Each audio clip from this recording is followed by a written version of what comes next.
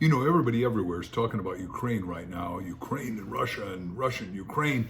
And by the time you're watching this, may have changed. But what we don't know is what is the value of Ukraine? What is happening in Ukraine? Yes, or 15% of our population, they got 44 million people, but they're able to produce enough food for 600 million people. That's almost twice the US population. And they are a major railroad center, the fourth biggest in the world, so they can keep stuff moving. And they're a major iron exporter, and they're in the rocket and missile launch business. It's something we want to keep, and they are a democracy concurrently. And they've got a lot of nuclear power plants, which are critical to all of us. So let's just talk about some of the facts of Ukraine. They're the 10th biggest producer of steel in the world, 32.4 million tons a year. They are 9th place in the world of exports of defense products. That includes guns, ammo, artillery, missiles, aircraft, and military vehicles. This is like big time business. 8th place in the world exports of ore and ore concentrates.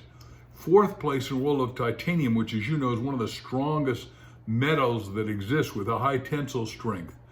4th place in manufacture of rocket launchers. Now that is like super critical because the space program is a program of the future. Not only is Elon Musk talking about, but when I was in graduate school with Dr. Buckminster Fuller, and he was senior advisor to NASA, National Aeronautic and Space Administration, Buck, he said, look, the space program is the program on Spaceship Earth because we're all little astronauts on this thing called Spaceship Earth, a thing he coined in 1943. But he said, we've got to keep this little biosphere of ours alive. It goes 5 miles up and 5 miles down. That's it, right? And that's what we get to live in. But when you go into space, you got to take everything with you. You got to take the whole ecology, and it's got to be totally omni-recyclable is what he would say. They're the 4th largest exporter of turbines for nuclear power in the world.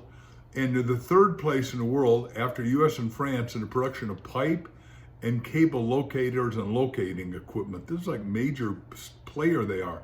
3rd place in Europe, 11th place in the world with railroad network.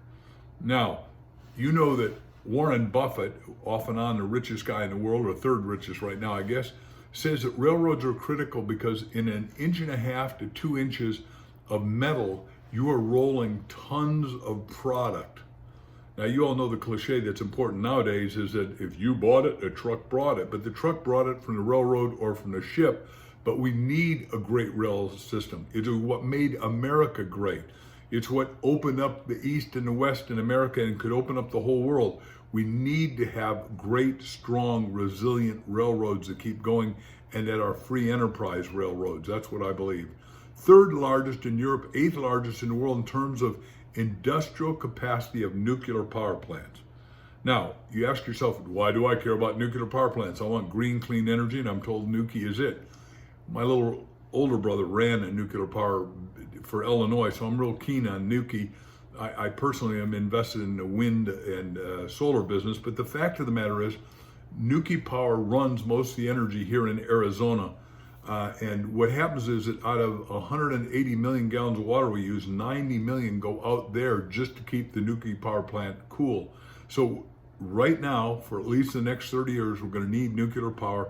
And, you know, God bless Ukraine for being the 3rd largest in Europe and the 8th largest in the world for having good nuclear power, as they call it. 2nd in Europe and 4th largest natural gas pipeline system in the world, 142.5 billion cubic meters of gas throughout the capacity that goes to all of Europe. Ukraine, keep remembering, is an industrialized nation. Now, what America great originally was we created industrialization, we've exported it to the world, but the world, we're going to need to manufacture and industrialize stuff for the rest of forever because you've got to have that kind of productivity, and there's great intellectual prowess and thinking in all of Ukraine. Ukraine can meet the food needs, like I said, of over 600 million people. Our population depends on whose demography you believe, 330 million to 360 million. But the point is, they got more than enough to feed at least twice our population. They're 16th largest cheese exporter. Now, obviously, if you're a proud American, you know that we call the people in Wisconsin, where I used to bicycle and race my bicycles, cheeseheads. And a lot of you know the Green Bay Packers always wear cheesehead things. Next is they are the 9th place in the world in production of eggs. Now, as you know, I did the Chicken Soup for the Soul series, so obviously I'm interested in eggs, and my wife's and I closest friend is Mitzi Purdue.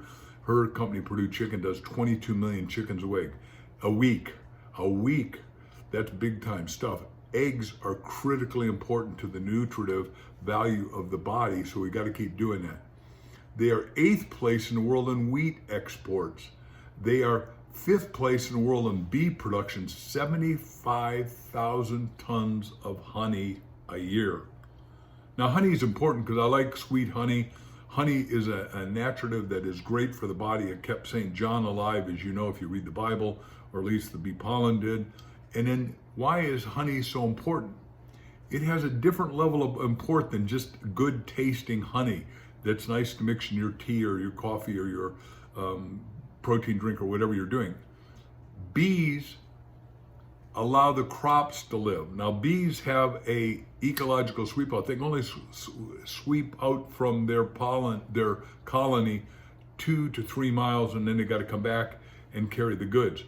What Bucky Fuller taught me when I was in graduate school with him is that when the bee goes in to get what he wants, he wags his little tail, and it's called cross-fertilization. If you're a biologist, it's called an unexpected consequence of keeping all the crops fertile, natural, green, growing, healthy, happy.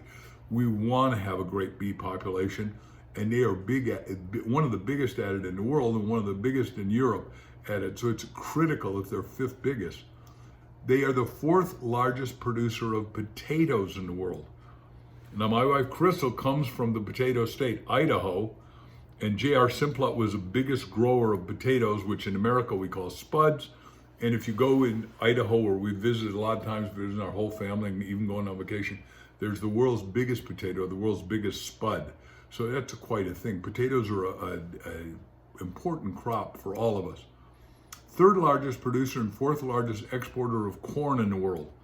Now, I know I come from Illinois, and they say a lot of us in Illinois, Eli and I, are corny, and that's true. I love humor. There's no question about it. But corn, growing up in Waukegan, Illinois, where I was born, has to be knee-high by July 4th. And my uncle, Ray, was a farmer, and if it's not knee-high, you're not going to have a crop to harvest in the fall. So corn has always been important. Most of us just get it in our cereal during the day. 2nd place in the world for barley production, 4th place in barley exports, and then 1st place in the world in the export of sunflowers and sunflower oil. I hope you know all about nutrition, and sunflowers are important, and sunflower seeds are enormously important, and sunflower is just a beautiful plant to look at. When I used to live back in California, I'd run in the back bay, and the sunflowers would just grow and do their heads, and you'd see them during the day while you're running, even following the sun across the sky. And I've seen that in the sunflower capital in Italy. I haven't been to the Ukraine yet, but it's one of the places I want to go. But sunflowers are important. They're important at least 2 or 3 times a week to put on your cereal, to put in your salads, to add to your food stuff, whatever it is, because it has some nutritive value that doesn't exist anywhere, and I'm going to let you look that up on your own. Ukraine is 3rd place in the world of black soil, 25% of the world's volume. Black soil is what makes great crops go. And they're 1st place in Europe in terms of arable land.